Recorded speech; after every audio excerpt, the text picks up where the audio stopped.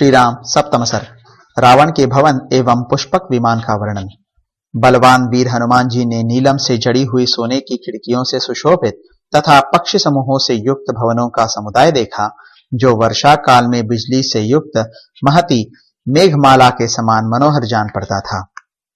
उसमें नाना प्रकार की बैठकें, शंख, आयुध और धनुषों की मुख्य मुख्य शालाएं तथा पर्वतों के समान ऊंचे महलों के ऊपर मनोहर एवं विशाल चंद्रशालाएं मतलब अट्टालिकाएं देखी। कपिवर हनुमान ने वहां नाना प्रकार के रत्नों से सुशोभित ऐसे ऐसे घर देखे जिनकी देवता और असुर भी प्रशंसा करते थे। वे गृह संपूर्ण दोषों से रहित थे तथा रावण ने उन्हें अपने पुरुषार्थ से प्राप्त किया था। वे भवन बड़े प्रयत्न से बनाए गए थे और ऐसे अद्भुत लगते थे मानो साक्षात मय दानव ने ही उनका निर्माण किया हो। हनुमान जी ने उन्हें देखा। लंकापति रावण के वे घर इस भूतल पर सभी गुणों में सबसे बढ़ चढ़कर थे। फिर उन्होंने राक्षस राज रावण का उसकी शक्ति के अनुरूप अत्यंत उत्तम और अनुपम भवन मतलब पुष्पक विमान देखा, जो मेघ के समान ऊंचा, स्वर्ण के समान सुंदर कांति वाला तथा मनोहर था। वह इस भूतल पर बिखरे हुए स्वर्ण के समान जान पड़ता था। अपनी कांति से प्रज्वलित सा हो रहा था। अनेकानेक रत्नों से व्याप्त, भांति भांति के वृक्षों के फूलों से आच्छादित तथा पुष्पों के पराग से भरे हुए पर्वत शिखर के समान शोभा पाता था। वह विमान रूप भवन विद्युन्मालाओं से पूजित मेघ के समान रमणी रत्नों से देदीप्यमान हो रहा था और श्रेष्ठ हंसों द्वारा आकाश में ढोए जाते हुए विमान की भांति जान पड़ता था। उस दिव्य विमान को बहुत सुंदर ढंग से बनाया गया था। वह अद्भुत शोभा से संपन्न दिखाई देता था।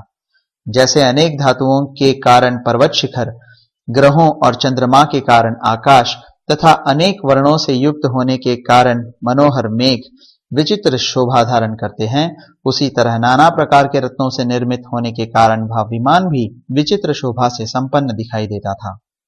उस विमान के आधार भूमि मतलब आरोहियों के खड़े होने का स्थान सोने और मणियों के द्वारा निर्मित कृत्रिम पर्वत मालाओं से पूर्ण बनाई गई थी। वे पर्वत वृक्षों की विस्तृत पंक्तियों से हरे भरे रचे गए थे। वे वृक्ष फूलों के बाहुल्य से व्याप्त बनाए गए थे तथा वे पुष्प भी केसर एवं पंखुड़ियों से पूर्ण निर्मित हुए थे। इस पर एक टिप्पणी है, जहां पूर्व कथित वस्तुओं के प्रति उत्तरोत्तर कथित वस्तुओं का विशेषण भाव से स्थापन किया जाए, वहां एकावली अलंकार माना गया है। इस लक्षण के अनुसार इस श्लोक में एकावली अलंकार है। यहाँ मही का अन्वेषण पर्वत, पर्वत का वृक्ष और वृक्ष का विशेषण पुष्प आदि समझना चाहिए। गोविंद राज ने यहाँ अधिक नामक अलंकार माना है, परंतु जहां आधार से आधेय की विशेषता बताई गई हो वही उसका विषय है। यहाँ ऐसी बात नहीं है। अब आगे।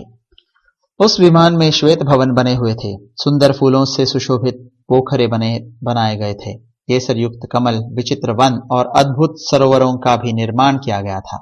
महाकपि हनुमान ने जिस सुंदर विमान को वहां देखा उसका नाम पुष्पक था। वह रत्नों की प्रभा से प्रकाशमान था और इधर उधर भ्रमण करता था। देवताओं के गृहाकार उत्तम विमानों में सबसे अधिक आदर उस महाविमान पुष्पक का ही होता था। उसमें नीलम, चांदी और मूंगों के आकाशचारी पक्षी बनाए गए थे। नाना प्रकार के रत्नों से विचित्र वर्ण के सर्पों का निर्माण किया गया था और अच्छी जाति के घोड़ों के समान ही सुंदर अंग वाले अश्व भी बनाए गए थे। उस विमान पर सुंदर मुख और मनोहर पंख वाले बहुत से ऐसे विहंगम निर्मित हुए थे जो साक्षात कामदेव के सहायक जान पड़ते थे। उनकी पांखें मूंगे और स्वर्ण के बनाए हुए फूलों से युक्त थीं तथा उन्होंने लीलापूर्वक अपने बांके पंखों को समेट रखा था। उस विमान के कमल मंडित सरोवरों में ऐसे हाथी बनाए गए थे जो लक्ष्मी के अभिषेक कार्य में नियुक्त थे। उनकी सूंड बड़ी सुंदर थी। उनके अंगों में कमलों के केसर लगे हुए थे तथा उन्होंने अपनी सूंड में कमल पुष्प धारण किए थे। उनके साथ ही वहां तेजस्विनी लक्ष्मी देवी की प्रतिमा भी विराजमान थी, जिनका उन हाथियों के द्वारा अभिषेक हो रहा था। उनके हाथ बड़े सुंदर थे। उन्होंने अपने हाथ में कमल पुष्प धारण कर रखा था। इस प्रकार सुंदर कंदराओं वाले पर्वत के समान तथा वसंत ऋतु में सुंदर कोटरों वाले परम सुगंध युक्त वृक्ष के समान उस शोभायमान मनोहर भवन मतलब विमान में पहुंचकर हनुमान जी बड़े विस्मित हुए। तदनंतर दशमुख रावण के बाहुबल से पलित उस प्रशंसित पुरी में जाकर चारों ओर घूमने पर भी पति के गुणों के वेग से पराजित मतलब विमुग्ध अत्यंत दुखिनी और परम पूजनीय जनक किशोरी सीता को न देखकर कपिवर हनुमान बड़ी चिंता में पड़ गए।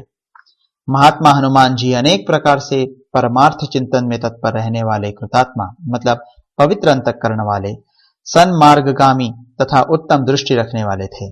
इधर उधर बहुत घूमने पर भी जब उन महात्मा को जानकी जी का पता न लगा तब उनका मन बहुत दुखी हो गया। इस प्रकार श्री वाल्मीकि निर्मित आर्ष रामायण आदि काव्य के सुंदर कांड में 7वां सर्ग पूरा हुआ।